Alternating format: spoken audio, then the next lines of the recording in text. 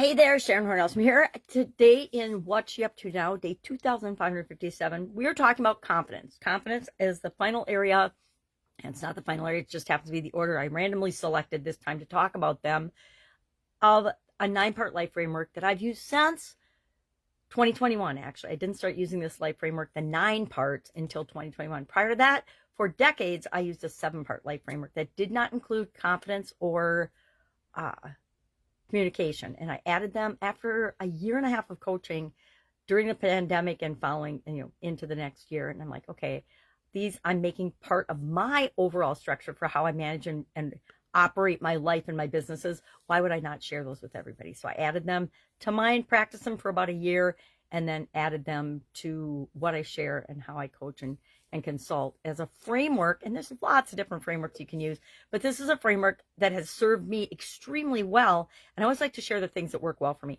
Sometimes I share the things that didn't work just as a warning to say, hey, these are the mistakes I made.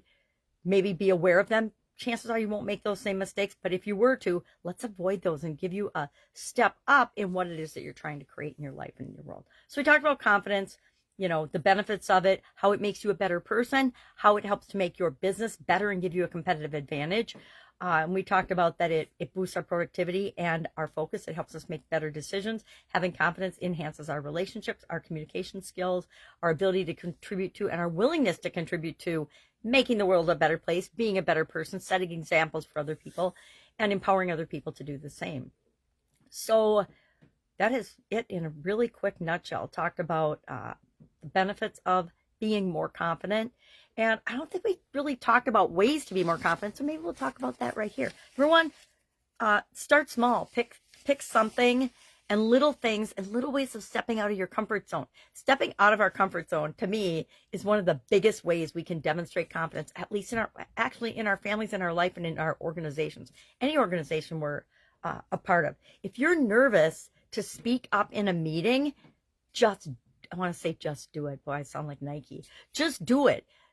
Do it once and you'll find out you don't die and nothing super duper bad happens. And that will give you the confidence to do it again and again and again.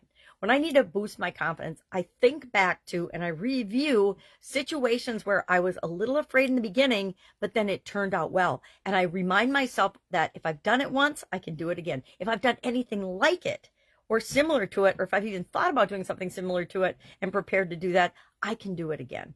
It's our unwavering belief in ourselves, our abilities, our what we stand for, living in alignment with our core beliefs, and being who we are, unapologetically who we are. I mean, we're all this conglomeration of good and bad, strengths and weaknesses, as defined by others, and actually as defined by ourselves, because just because we don't think we're good at it doesn't mean we couldn't be good at it. It's just not a priority or a choice for us. Somebody give me a hard time about not optimizing and SEOing my YouTube channel. Well, I use YouTube as a place to park my videos. I don't use it as a place to grow and become known and build anything. I just use it as a place, another place to store my videos. Why? Because I don't want the content that I create to only be in one place. And then if something were to happen to my computer or a file, it would disappear forever. So that's my purpose. It isn't to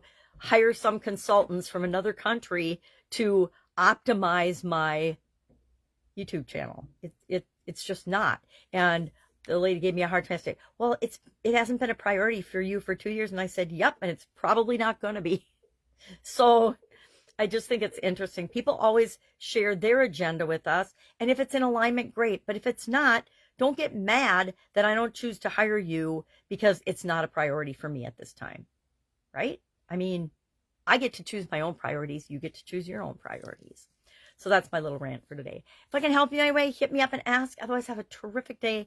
And I'll, of course, be with you tomorrow.